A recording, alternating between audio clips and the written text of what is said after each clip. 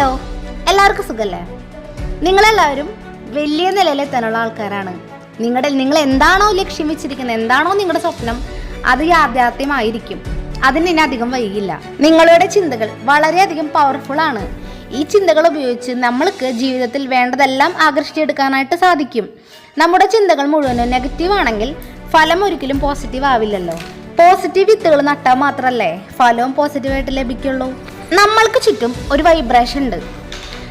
അതായത് നിങ്ങളുടെ വൈബ്രേഷൻ എന്ന് പറയുന്നത് നിങ്ങളുടെ ചുറ്റുമുള്ള ആൾക്കാരെ പോലെ ഇരിക്കും. നിങ്ങൾക്ക് വിജയിക്കണമെങ്കിൽ ജീവിതത്തിൽ വിജയിച്ച വ്യക്തികളുമായിട്ട് നിങ്ങൾ കമ്മ്യൂണിക്കേറ്റ് ചെയ്യണം. ഫെയിലിയർ ആയിട്ടുള്ള വ്യക്തികളുമായിട്ട് കമ്മ്യൂണിക്കേറ്റ് ചെയ്യുന്ന ഒരാൾക്ക് ഒരിക്കലും ജീവിതത്തിൽ സക്സസ് ഉണ്ടാവില്ല. അതുകൊണ്ട് നിങ്ങൾ സക്സസ് ആയിട്ടുള്ള ആൾക്കാരെ മാത്രം കണ്ടുപിടിച്ച് അവരോട് ഇടപഴകുമ്പോഴാണ് എങ്ങനെയാണോ അവർ സക്സസ് ആയത് അതുപോലെ കുറച്ച് ഐഡിയാസ് നമുക്കും കിട്ടും. പോസിറ്റീവായിട്ടുള്ള ചിന്തകൾ, പോസിറ്റീവായിട്ടുള്ള വാക്കുകൾ, പോസിറ്റീവായിട്ടുള്ള വ്യക്തികൾ, ഇതിനെല്ലാം വളരെയധികം ശക്തിയുണ്ട്. തിരിച്ച് ഇത് നെഗറ്റീവ് ആണെങ്കിലും അതിനും വളരെയധികം ശക്തിയുണ്ട്. നമ്മൾ പോസിറ്റീവായിട്ടുള്ള കാര്യങ്ങൾ മാത്രം ചിന്തിക്കുക. അതിലൂടെ മാത്രമാണ് നമ്മുടെ ലൈഫിലും പോസിറ്റീവ് എന്ന് പറയുന്ന ഒരു കാര്യം കടന്നു വരുള്ളൂ. നിങ്ങൾക്ക് ലക്ഷ്യത്തോടെ മുന്നേറി ജീവിതം മാറ്റണോ, അല്ലെങ്കിൽ ഇങ്ങനെയൊക്കെ നടന്ന് ഫുഡ് കഴിച്ച് സിനിമയ്ക്കൊക്കെ പോയി കിടന്നുറങ്ങി ജീവിതം കഴിക്കണോ, നിങ്ങൾക്ക് തന്നെ തീരുമാനിക്കാം. ഏതായാലും തീരുമാനം നിങ്ങളുടേത് മാത്രമാണ്. നമ്മളൊക്കെ ഓർമ്മ വെച്ചപ്പോൾ തൊട്ട് കേട്ടിട്ടുള്ള കാര്യമല്ലേ, നിന്റെ വിധി, നിനക്ക് വിധിയില്ല, നിനക്ക് യോഗ ഇല്ല എന്നൊക്കെ. സത്യത്തിൽ ഇതിലെ എന്തെങ്കിലും സത്യം ഉണ്ടോ എന്ന് നമുക്ക് നോക്കിയാലോ? അങ്ങനെയാണെങ്കിൽ ഈ മാനിഫെസ്റ്റേഷൻ എന്ന് പറയുന്നത് എങ്ങനെ വർക്കാവും ആലോചിച്ചിട്ടില്ലേ? വിധി എന്നുള്ളതുണ്ടെങ്കിൽ പിന്നെ നമ്മൾ ആകർഷിക്കുന്ന കാര്യങ്ങൾ അല്ലെങ്കിൽ നമ്മൾ ആഗ്രഹിക്കുന്ന കാര്യങ്ങൾ എങ്ങനെയാണ് നടക്കുക? ആ വിധി പോലെയല്ലേ വരുള്ളൂ. പലരും ആലോചിച്ചിട്ടുള്ളൊരു കാര്യമാണ്, ഞാനും ചെറുപ്പത്തിൽ ആലോചിച്ചിട്ടുള്ള കാര്യമാണ്. ഈ വിധി എന്നുള്ളതുണ്ടെങ്കിൽ പിന്നെ എങ്ങനെയാണ് നമ്മുടെ ആഗ്രഹങ്ങൾക്ക് എവിടെയാണ് ഒരു പ്രാധാന്യമുള്ളത്? നമ്മൾക്കും നമ്മുടെ ചുറ്റുമുള്ള എല്ലാത്തിനും ഒരു എനർജി ഉണ്ട്, അതായത് ഒരു ഊർജ്ജമുണ്ട്. നമ്മുടെ സംസാരം, നമ്മുടെ ചിന്തകൾ, പ്രവൃത്തി, എവറിത്തിങ് ഈസ് എൻ എനർജി. ഇവയിൽ നിന്നെല്ലാം കിട്ടുന്നത്, നമ്മുടെ ചുറ്റുമുള്ള എല്ലാത്തിൽ നിന്ന് കിട്ടുന്നതും ഒരേ എനർജിയാണ്. നിങ്ങൾ എന്താണ് ആഗ്രഹിക്കുന്നത് അതെല്ലാം ഈ പ്രകൃതിയിലുള്ളതാണ്, അതെല്ലാം നിങ്ങൾക്ക് കിട്ടാനുള്ളത് തന്നെയാണ്. പക്ഷേ പലർക്കും എന്തുകൊണ്ടാണ് കിട്ടാതെ പോകുന്നത്? പലരും എന്താണ് ജനിക്കുമ്പോഴും ദരിദ്രൻ, ജീവിക്കുമ്പോഴും ദരിദ്രൻ, മരിക്കുമ്പോഴും ദരിദ്രൻ, ഒരു മാറ്റം ഉണ്ടാവാതെ മരിച്ചു പോകുന്ന ഒരുപാട് പേര് നമ്മൾ കണ്ടിട്ടില്ലേ? എന്തുകൊണ്ടാണ് അവരൊക്കെ അങ്ങനെ പോകുന്നത്? അതിനുള്ള കാരണം ഞാൻ പറഞ്ഞുതരാം. എനിക്ക് ഒരു ലക്ഷ്യമുണ്ട്, പക്ഷെ ആ ലക്ഷ്യം മനസ്സിൽ വെച്ചുകൊണ്ട് ഞാൻ എവിടെയെങ്കിലും ഇരുന്ന് വീട്ടിലത്തെ പണിയെടുത്ത് കുട്ടികളെ നോക്കി ഈ ഫുഡ് കഴിച്ചും ഉറങ്ങിയും ജീവിച്ചിട്ട് വല്ല കാര്യമുണ്ടോ? ഞാൻ അതിന് വേണ്ടി എന്തെങ്കിലുമൊക്കെ എഫേർട്ട് എടുത്താൽ മാത്രമല്ലേ എനിക്ക് എന്തെങ്കിലും റിസൾട്ട് അതിൽ നിന്ന് കിട്ടുള്ളൂ. എഫേർട്ട് എടുക്കാണ്ട് നമുക്ക് എവിടെ എത്തിപ്പെട്ടിട്ടില്ല, ആരും എത്തിപ്പെട്ടിട്ടില്ല. ഇങ്ങനെ മരിച്ചു പോകുന്ന ആൾക്കാരൊന്നും ഒന്നിനു വേണ്ടിയും എഫേർട്ട് എടുക്കാനോ അവർ തയ്യാറല്ലാത്ത ആൾക്കാരാണ് ഇങ്ങനെ മരിച്ചു പോകുന്നത്.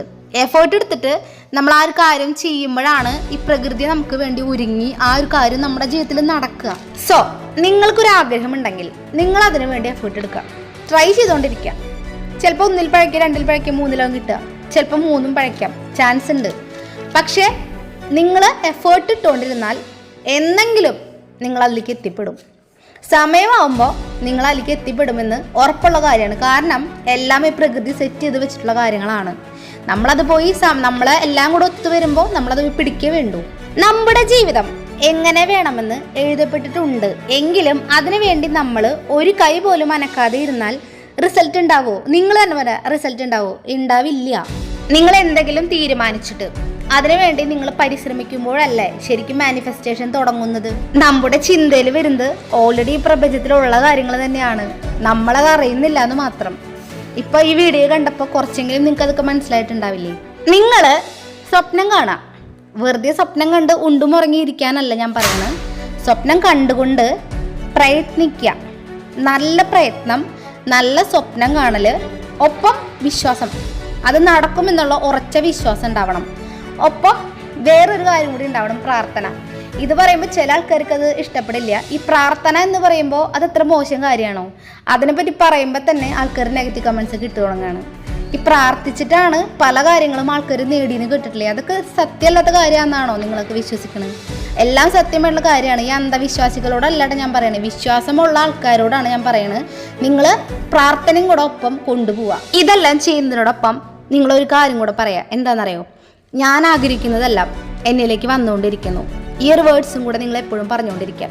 പിന്നെ ഒരു കാര്യം കൂടെ പറയട്ടെ, ഇത് നിങ്ങൾക്ക് എപ്പോഴും ചെയ്യാൻ പറ്റുമെന്ന് എനിക്കറിയില്ല. പറ്റുമ്പോഴെല്ലാം നിങ്ങളത് ചെയ്യുക.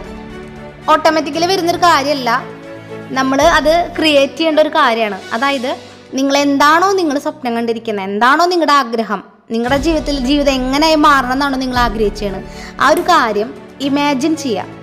അതായത് അത് നടന്നതായിട്ട് കണ്ണടയ്ക്കുക. എന്നിട്ട് ആ ഒരു കാര്യം ആലോചിച്ച് എനിക്ക് നടന്നു കിട്ടി എന്ന് മനസ്സിൽ വിചാരിച്ചുകൊണ്ട് ആ ഒരു കാര്യം നടക്കുമ്പോൾ എങ്ങനെയാണോ നിങ്ങൾക്ക് ഉണ്ടാവുന്ന ആ ഒരു സന്തോഷം, അത് നിങ്ങൾ അനുഭവിച്ചറിയാം.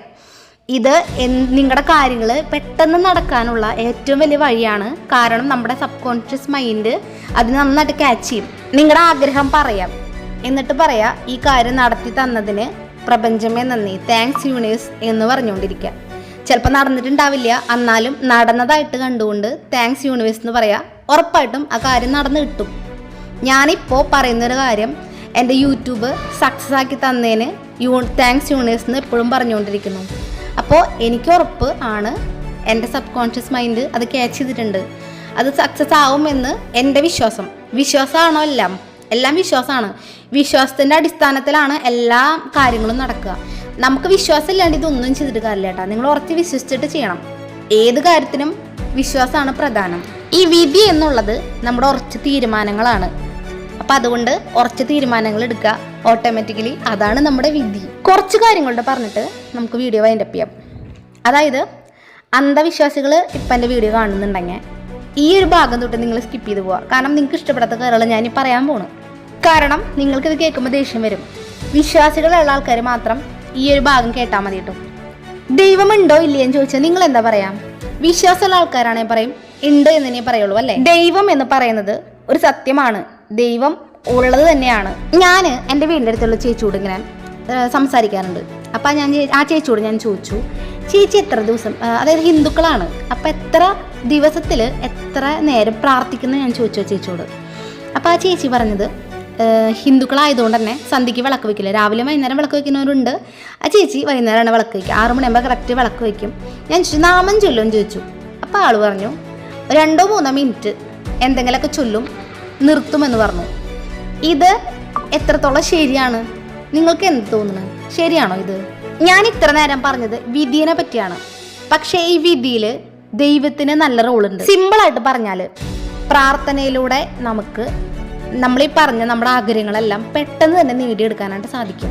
ഒരു ദിവസം ചുരുങ്ങിയത് 24 മിനിറ്റെങ്കിലും അല്ലെങ്കിൽ അരമണിക്കൂറെങ്കിലും നിങ്ങൾ പ്രാർത്ഥനയ്ക്ക് വേണ്ടി സമയം ചെലവഴിക്കണം.